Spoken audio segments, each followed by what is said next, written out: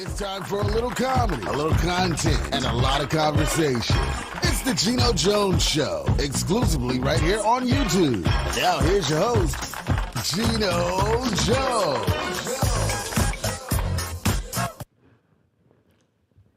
Hey, what's happening, everybody? It is showtime, Geno Jones Showtime. So I come to you my normal times, Monday through Friday, 6:30. Okay, today call me Mr. 635. Shout out to the official barber and hairstylist for the Geno Jones Show. I just literally left the chair, from the chair to camera ready. So shout out to Markel Bailey, the official barber and hairstylist for the Geno Jones Show, who is giving me a new nickname, Mr. 630 Eastern Time, that is. In Chicago, it'll be Mr. 530, and out on the West Coast, it'll be Mr. 330. Subscribe, share, screen grab, like, and binge watch all of my back episodes. The Geno Jones Show is brought to you by CM Transportation. If you and your business or your business needs dependable, reliable transportation, dependable, reliable, and on time, or maybe your business, you've been working with a transportation company, you can't depend on them, they're not reliable, and they're like never on time. CM like Mary, CM Transportation. Carissa Carter, she is the CEO of CM Transportation. You can contact them www.cmtransportationllc.net, cmtransportationllc.net, or you can call 843 area code 606-2702, 843 area code 606-2702. You can ask for Carissa Carter and tell her that you were watching the Geno Jones Show. And you heard that she was a sponsor of the show, and you need dependable, reliable, on-time transportation for your business. She's got you. All right. Shortly, my guest, my legal expert, attorney, professor, brilliant brother, family member of the show, part of the Geno Jones family, Sean Mitchell, is going to be joining us shortly. Because there's been a whole lot of talk about diversity, equity, and inclusion, DEI, and the MAGA cult. They use that as a pejorative or as like a synonym in place of saying the N-word. But the sad part is we have some people, we have those in our own culture, in our own community, trashing DEI. So what is, because there's a lot of people that's confused, lost and turned out, hoodwinked, bamboozled, led astray, run amok, all those things that Denzel Washington said in Malcolm X, all of that. Sean Mitchell is going to straighten it out for you. But first, happy birthday to Rudy Huxtable. If you were a fan of the Cosby Show like I was, remember little Rudy Huxtable. Well, she ain't so little no more. Keisha Knight Pulliam, 45 today, so happy birthday. Jazmine Sullivan, 37. Sister is bad. If you've never seen Jazmine Sullivan live in concert, put that on your bucket list because you need to check her out. So happy 37th birthday to Jazmine Sullivan.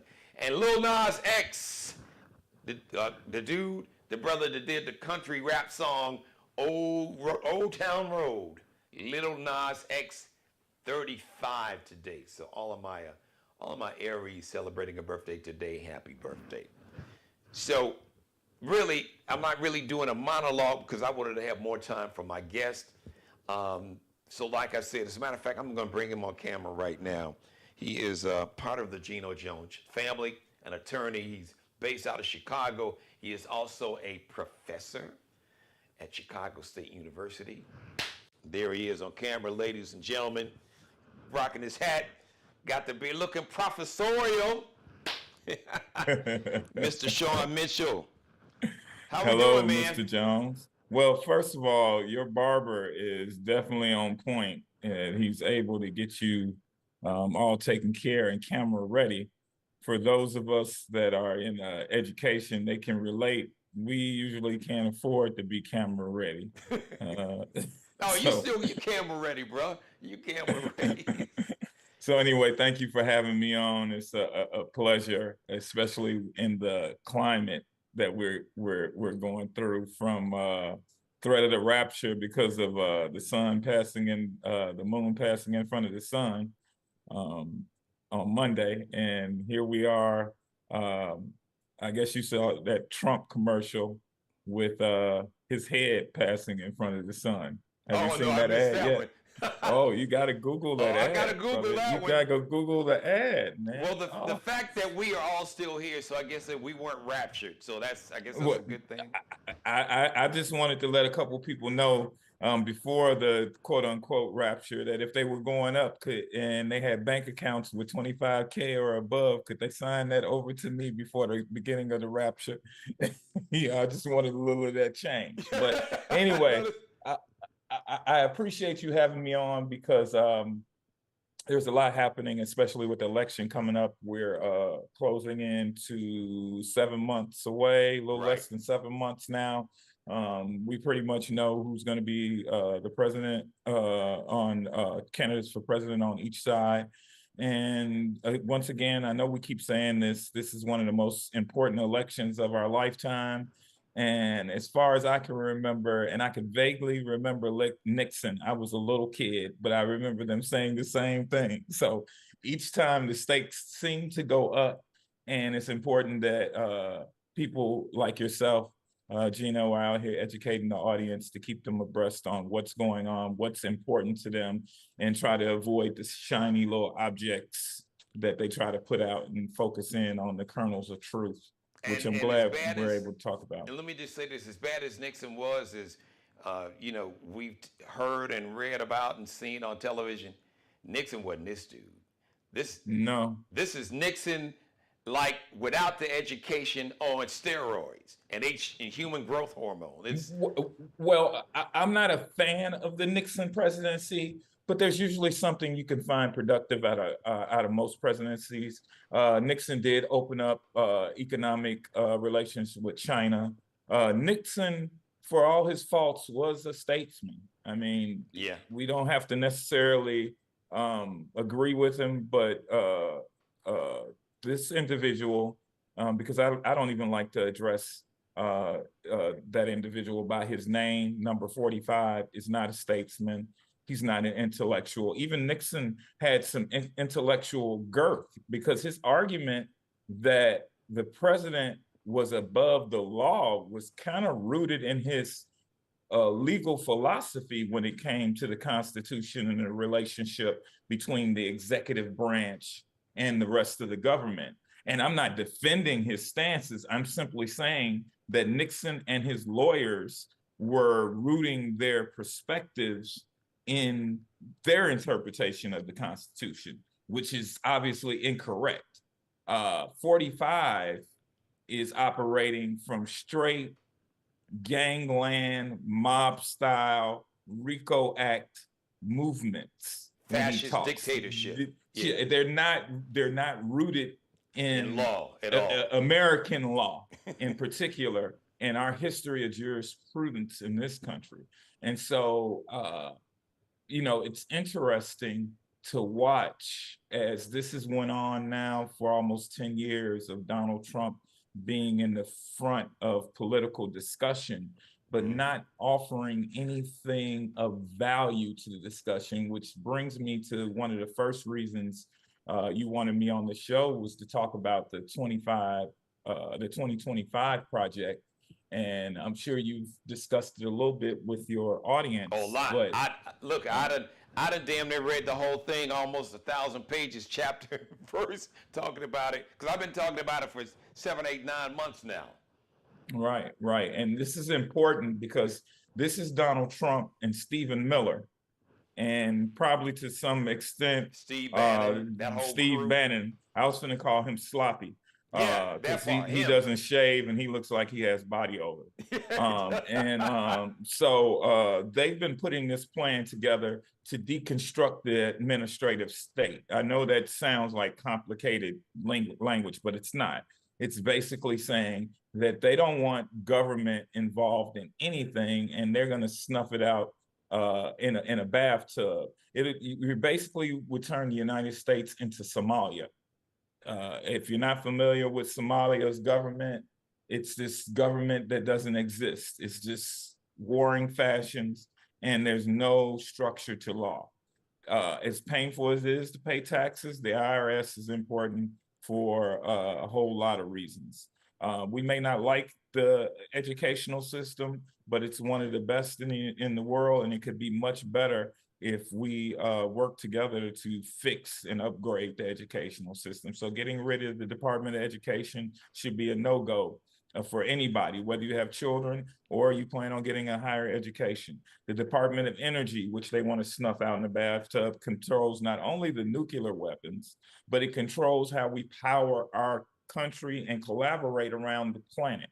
So when you have someone thinking that if we wipe out the Department of Energy and we wipe out the environmental agency, by the way, we were talking about Nixon. Let's give you a little history. Believe it or not, Nixon is one of the forerunners of creating the EPA.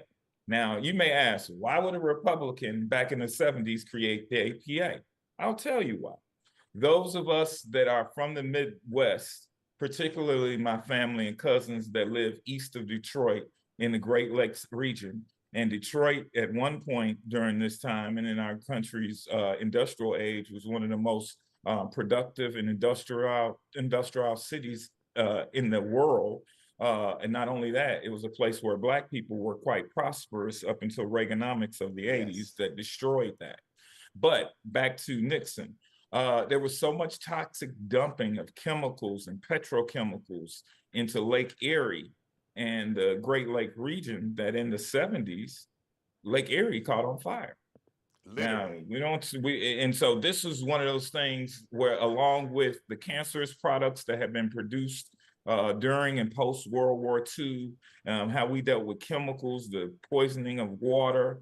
I can remember as a kid, the Native American on the commercial, somebody driving down the road, family having a good time on vacation, and somebody throws out a can of soda, empty can of soda on the road, and it tumbles and hits the Native American in his foot, and he cries. And it was like, give a hoot, don't pollute, and all those different things. Well, these are all things that the 45 irrationalists want to snuff out.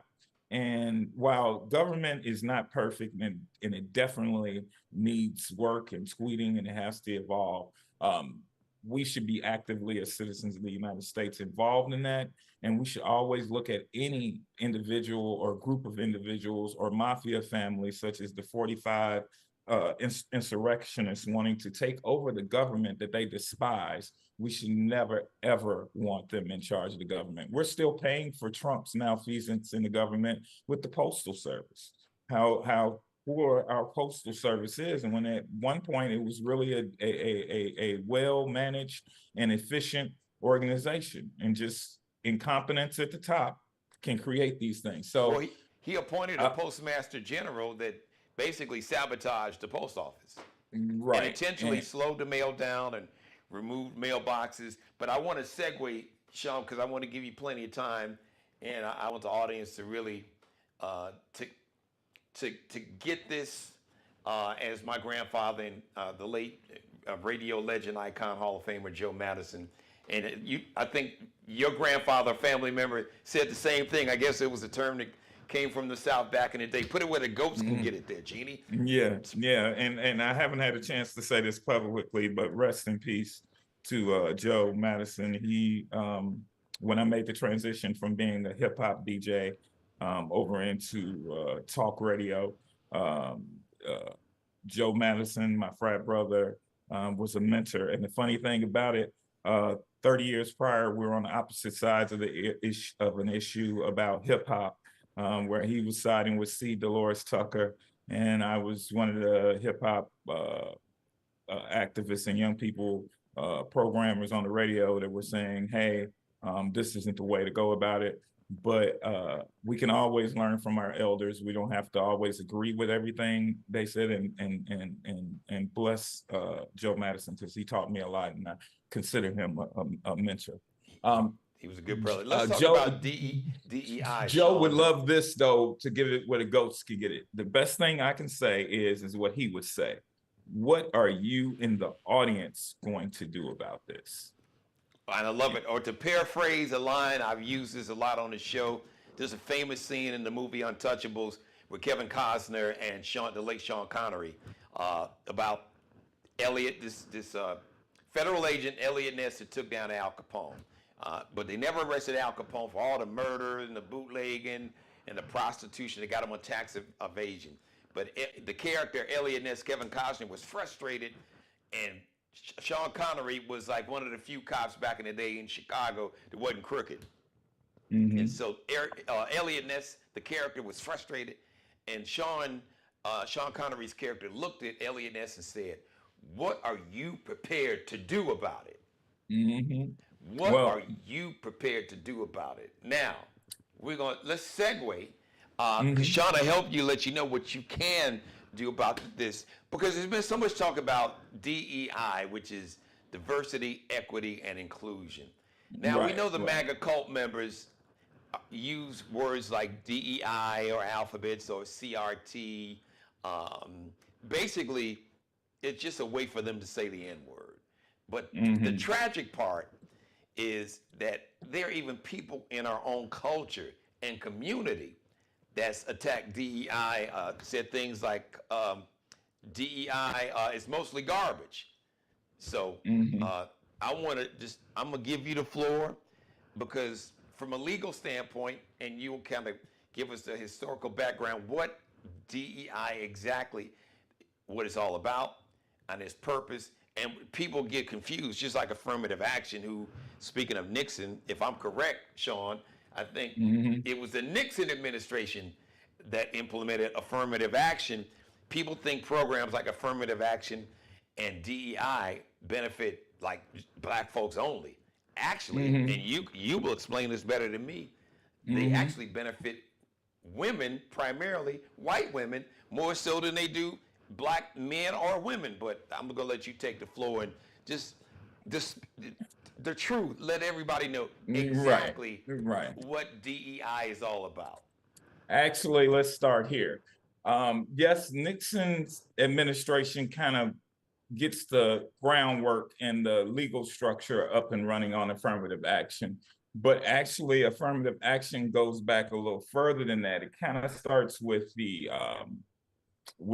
Kennedy administration in 1961. Okay. Kennedy basically signs an executive order ordering the federal government agencies to look at equity and inclusion. They didn't use this language, I'm paraphrasing, and that's like some of the early remnants of affirmative action. Then you have the Civil Rights Act of 1964, the Voters' Rights Act, and then in the 60s, especially during the Johnson administration, you have Housing Act, the Fair Housing Act, Fair Employment Act. You have all these different government laws and statutes, and they that kind of change. Not to cut you off, but they were like back to back in years 64. I think. Yeah. Civil Rights Act 64, 65, 65, Fair Housing, and then there's 67. I think it's Fair Housing, or 68 is 68, Fair Housing. Yes.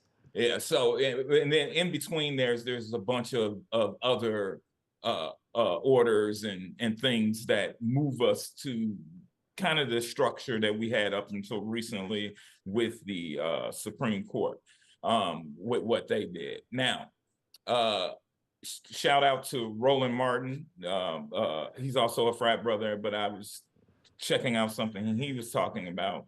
And that's why when you and I was talking about DEI, I always give credit to people that, even if they're not a direct source, I heard it there and I investigated. And anything I say, I urge people to investigate too, because I do it for everybody.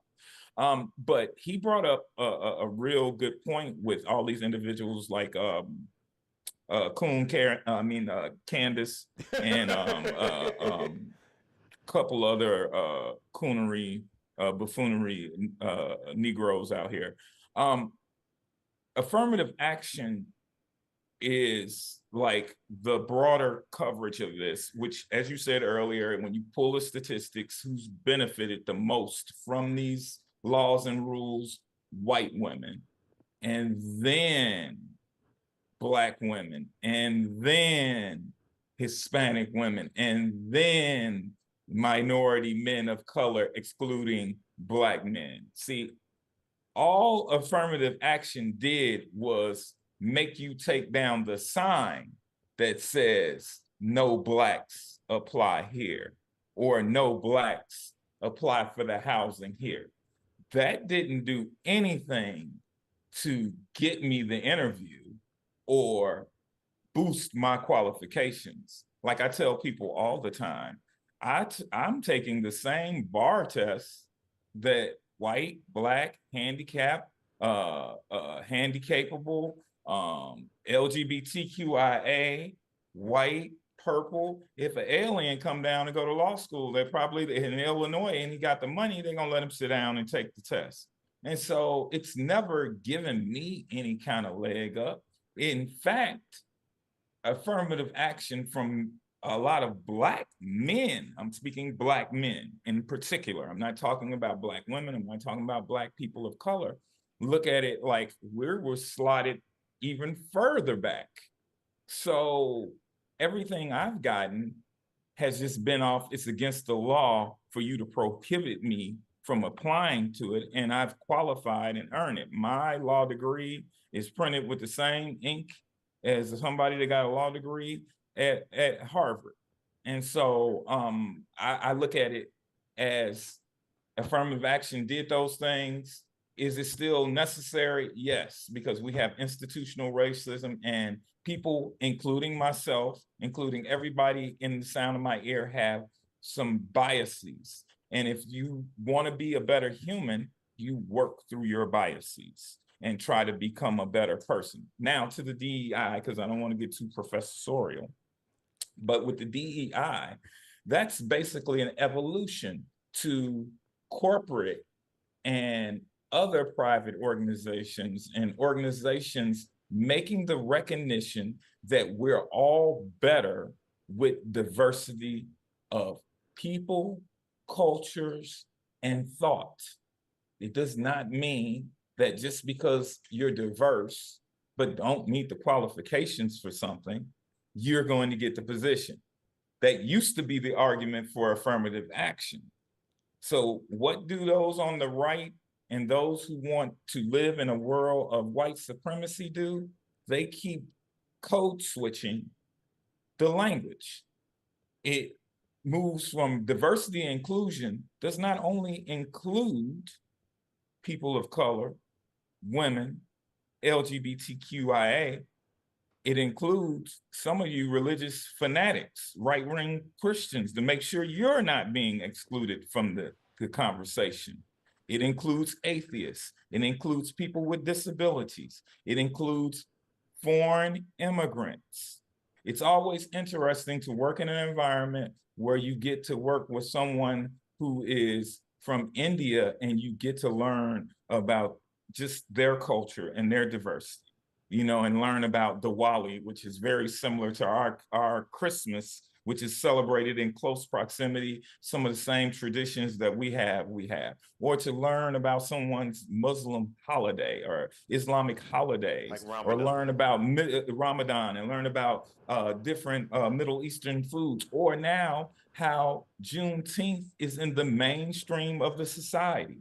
Or if you're from Chicago like I am, and there's a lot of Polish folks, both immigrants and Polish individuals that have lived here since the founding of Chicago, you learn about Kazimierz Pulaski.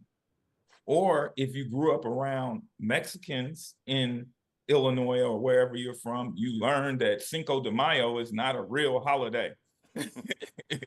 and the Alamo, that they really won the Alamo, if you didn't, because in history, American history, they kind of skip over that fact. Right. Or you learn the difference about living around people who are Puerto Rican, that they have an Afro they're part of the Afro diaspora. Yep. And I'm Afro speaking for Latino. people that don't know this. And so when they complain that people say Latinx, what you don't understand is that the Latin world, because the conquistadors were just like the white Europeans traveling the world, conquering indigenous people and looting them for their gold and their rum and all those things. The Latin world is spread wide and far throughout the world. And so DEI works on so many levels. It allows us to expand and open our eyes and our horizons, even in the modern time where we're being exposed to cultures that we normally wouldn't be exposed to. For instance, like Somalian Americans, because of what happened in Mogadishu back in the 90s, or individuals from Rwanda, or in the current times, people from Syria, people from Iraq, friends that I've met that are from Gaza, Ukrainians. And so what does this do? If the United States is really built off what we say it is, which is the land of the free, home of the brave, our borders are not open borders, but what they are is they invite those who are oppressed. They invite those who are looking for better jobs. And guess what? This myth of 3.8 unemployment percent is good, because that's about right, that less than 4% is most of the people that can't work or don't want to work. But guess what? We don't have enough individuals to cover the job. So we need influx of immigrants. Who's going to drive the trucks? Because I don't know too many people that want to do some of the jobs that were quite prosperous when I was younger, but young people don't necessarily want to do them, or their skill set is totally different. Who's going to be taking care of the generation X and Z when we and the millennials, when they all become elderly? That we need hospital, nurses, aftercare. We need daycare. Illinois, they're we passing. Need agricultural workers. You want to go to restaurants workers, right? Yep. I mean, the reality is that we as a country are steady falling behind on our labor force, on manufacturing, because we don't manufacture anything anymore. Everything is Amazon, ship it, Temu, ship it, wherever you want to get it from around the world. And the reality is we're becoming what the old definition of a third world country: service, and you're sending out your natural resources and you're not producing anything. Even and though so that should be a concern. In all fairness, shout out, this is an unpaid, not a political announcement, but just some facts and receipts. The Biden administration, they have brought a lot of manufacturing jobs back to America. The silicon chips and a whole lot of things. So just. But if they bringing them back and there's not enough people to do them, then you're going to have a problem. Guess what those companies are going to say? They're going to say, we don't have the skilled workforce to handle this. Now, there's ways all of that can be tweaked. You know, for instance, the different programs that we have, and some of the through DEI, yes, and through relationships that DEI creates, they've built relationships with HBCUs and community colleges. And when people hear HBCUs and you start looking into the campuses of HBCUs, you find out, hey, you get a quality education at affordable prices. And here's the other dynamic. My white brothers and sisters who leave their racism and biases, or at least their racism at the door, can recognize in a lot of these states that Grambling State University is a great place to get your education and it's affordable. I'm going to go there, or Tennessee State, or Alabama State, or North Carolina A&T and Howard. And please, y'all, don't write me that I didn't say your HBCU. You know what I'm talking about. I'm always going to say Grambling or Chicago State or something out of SWAC, because that's where I'm from. But it's all love to all the HBCUs. But what I'm basically saying is that DEI creates more than just for Black people. And I think a lot of my misinformed Caucasian friends and white folks get the misunderstanding, because you're being bamboozled by people that want power. And guess what? When they put their foot on the neck, you bring them in and they put their foot on the neck of the people that are supposed to be your enemies, when they're done with them, then they're coming for you. And guess what? When they come for you, it's going to be far worse than what they do to anybody else. Because who they really hate is they're jealous of us. They hate you. And so, you know, Trump, that dude don't care about nobody, including his own Jewish grandchildren, if he can sit up and talk about other Jewish individuals the way he does. He obviously doesn't care about his Hispanic workers at any of his locations. He doesn't care about any of these Black people that think that they're his friends. Ask Omarosa, you know. She had to find out fat meat is greasy, another old folks term. Let me just jump in and say this, since you brought up the orange dude who I affectionately refer to as Orange Hitler, to verify the fact that he doesn't, not only does he not like Black people or people of color, he doesn't like really anybody. Poor working class white people he despises. What proof but do he I said have? he loves stupid people. Yeah, right. He what loves proof stupid do you people. have, Geno? Well, the man who's called men and women who serve in the military. He didn't just say Black people or he called the people, those who served in the military, losers and suckers. And he doesn't like soldiers who get captured.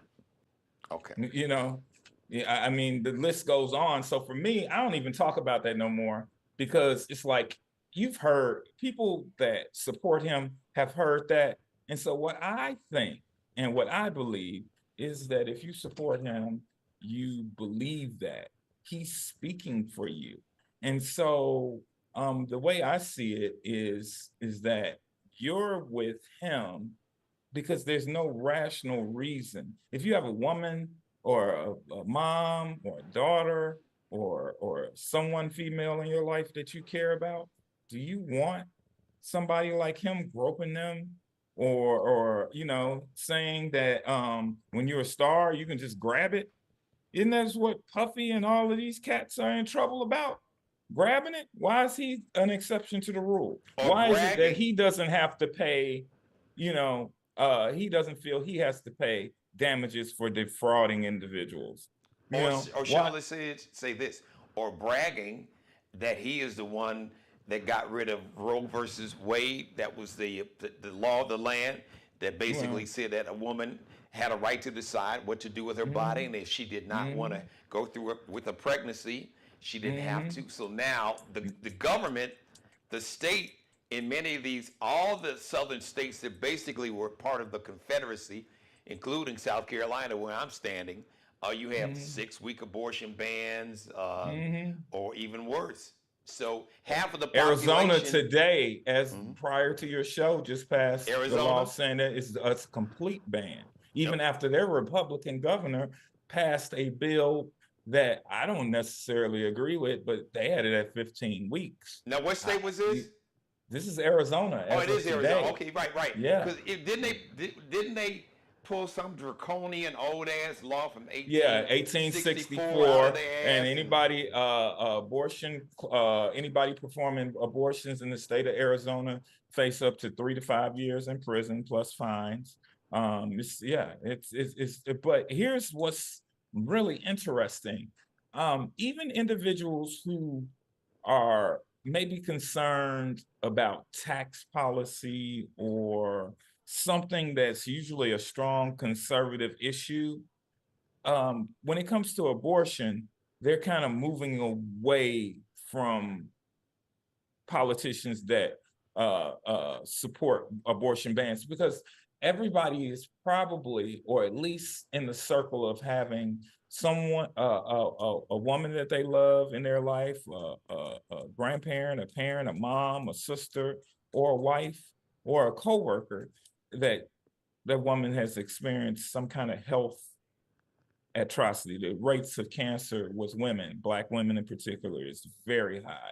Infant mortality, everything, when we talk negative about health outcomes, affect Black people even deeper. So when you have an individual that wants to be president of the United States, who thinks that it should be the decisions that people make about their body, particular women's reproductive health, should be left in the hands of pastors and legislators it's sick, and it's unfortunate.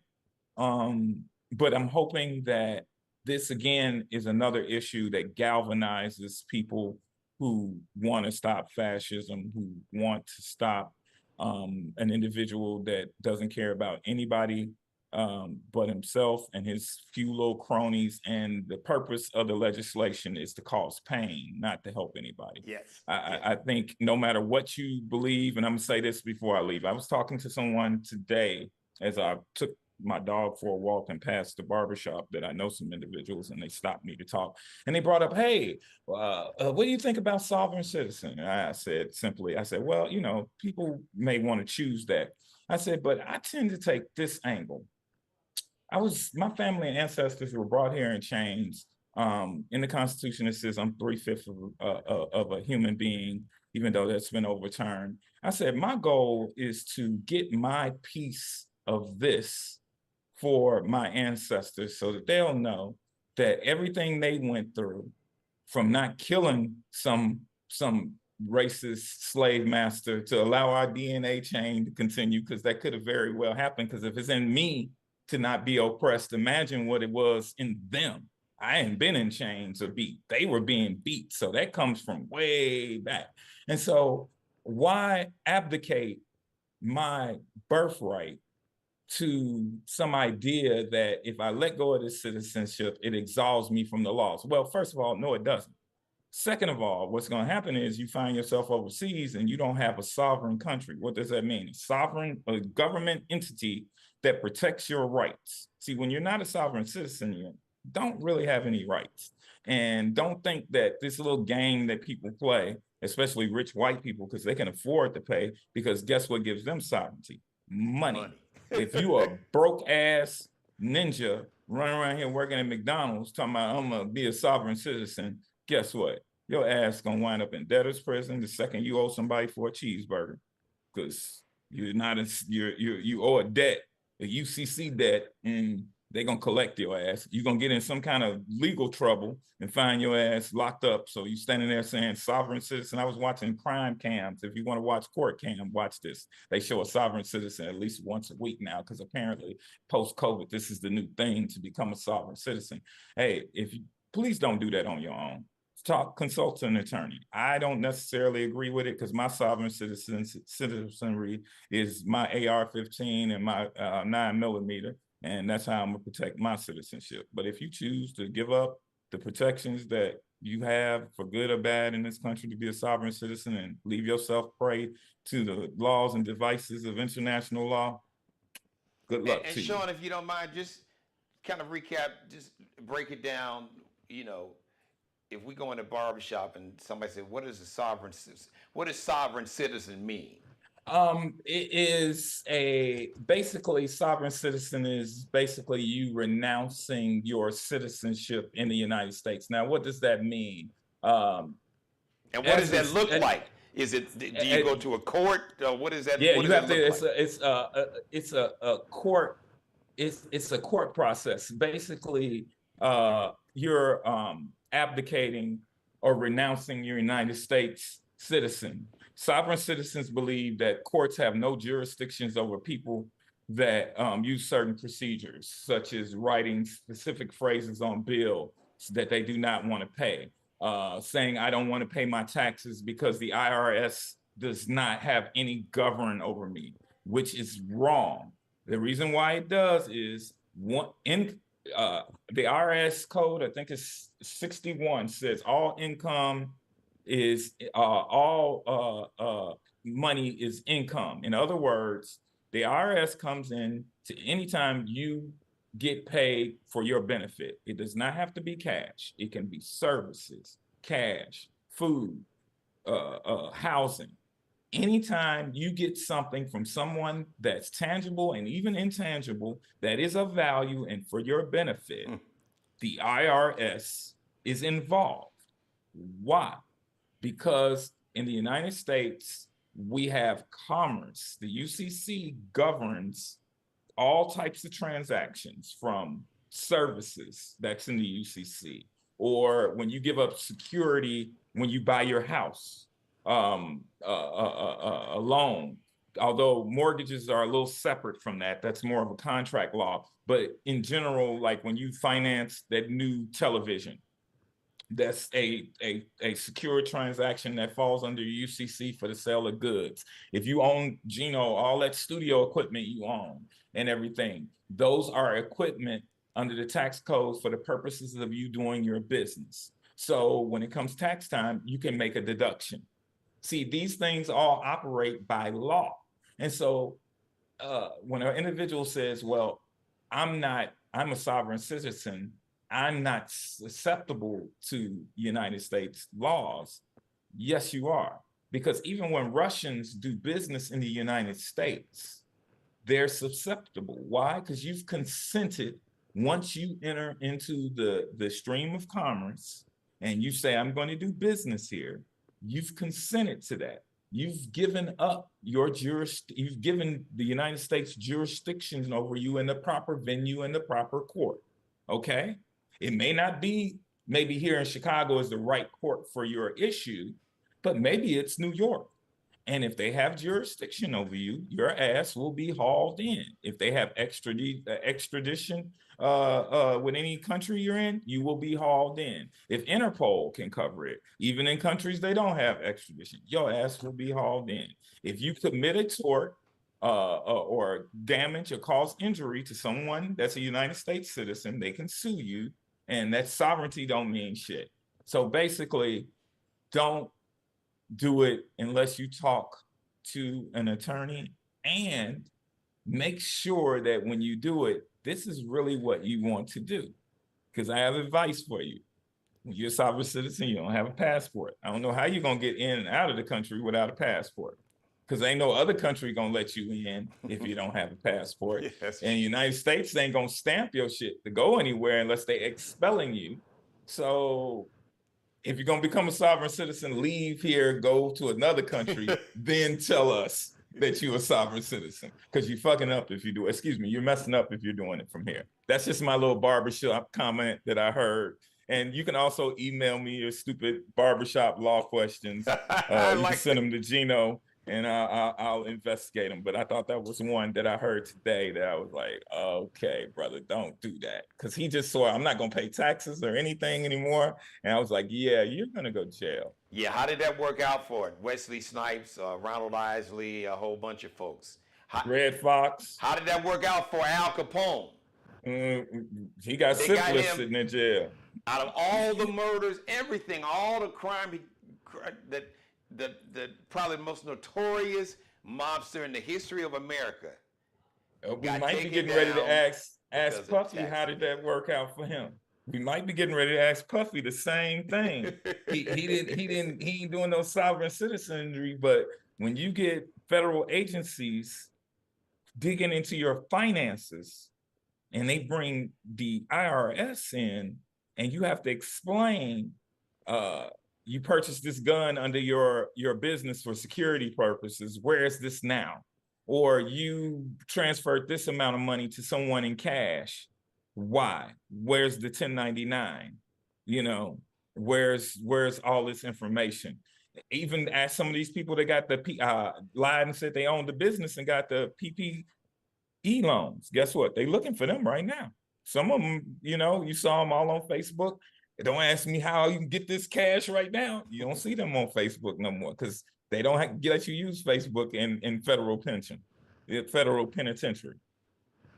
Sean Mitchell, so out the door, let me just see if I got this right. The best way to explain diversity, equity, and inclusion, what it is really about, is more so like a corporate version of what affirmative action was, to create diversity, not just when it comes to race, ethnicity, gender, orientation, different cultures.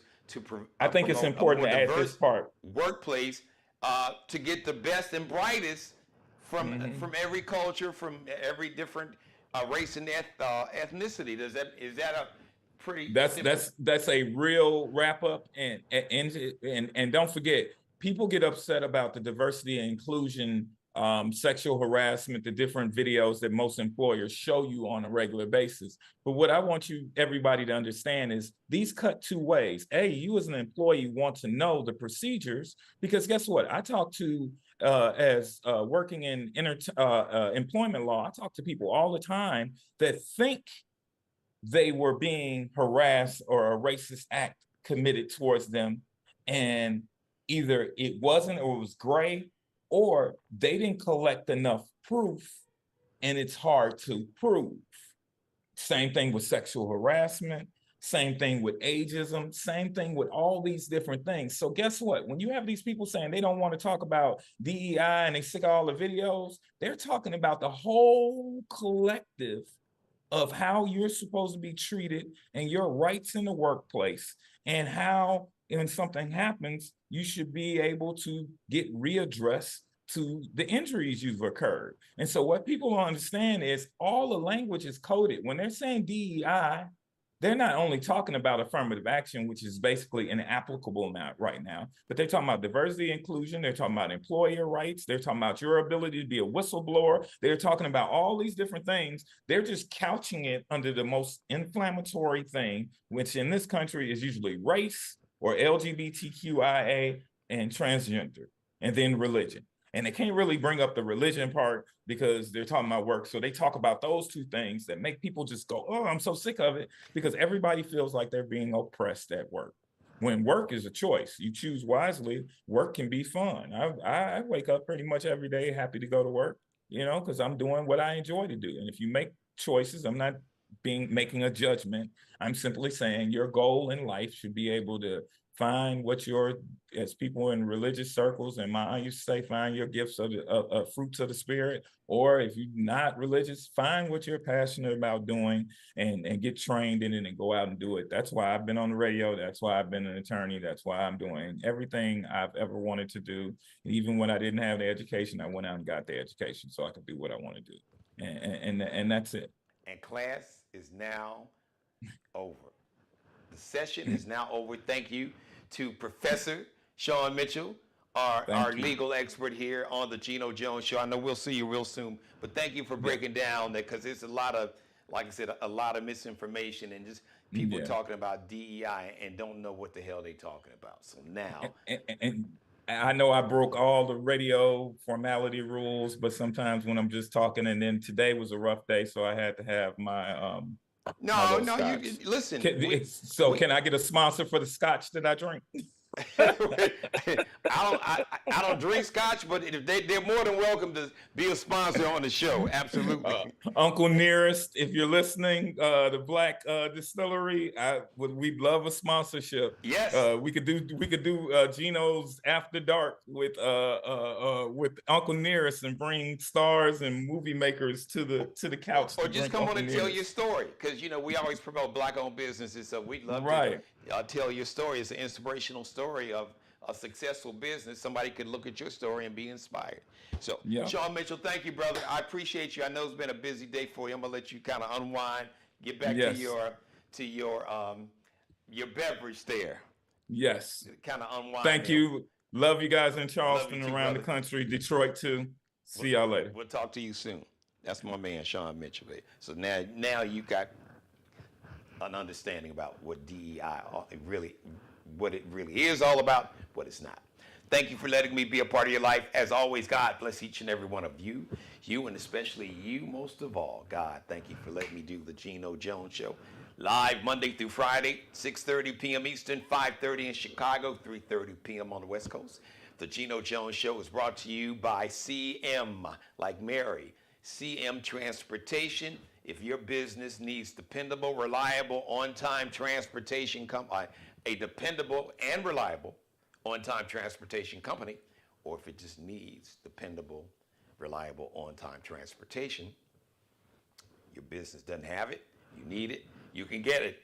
Just contact CM Transportation, www.cmlikemarytransportationllc.net, cmtransportationllc.net, or call 843 area code 609-2702, 609-2702.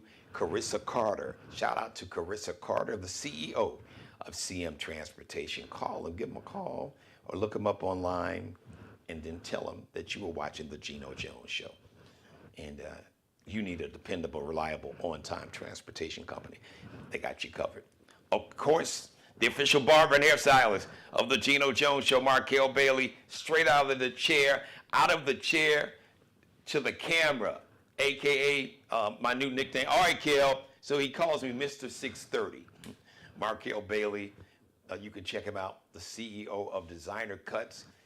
Go to Instagram or IG, Kel B Cutting Up, KELBECUTTINUP.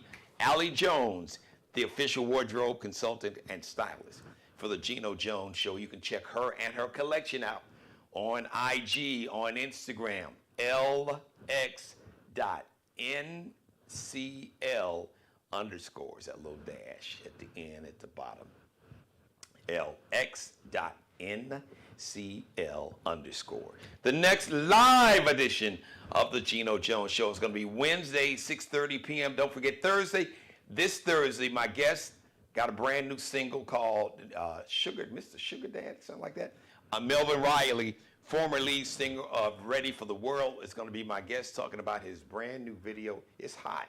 I played it last week, so you'll see it, and we'll talk to Melvin Riley, and he'll talk all about his new single, new album, and what else is going on.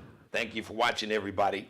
Go back and binge watch any of this episode you missed. Go back and binge watch last night's episode. It was fire. Go back and binge watch all my episodes. I'll see you live Wednesday, 6:30 p.m. Eastern. Enjoy binge watching all my back episodes. Subscribe, share, screen grab, pull a video clip, rip a video clip, make it go viral on whatever social media platform you've got, and tell everybody to subscribe and share, screen grab, like, and binge watch all my back episodes. Thanks for watching, everybody.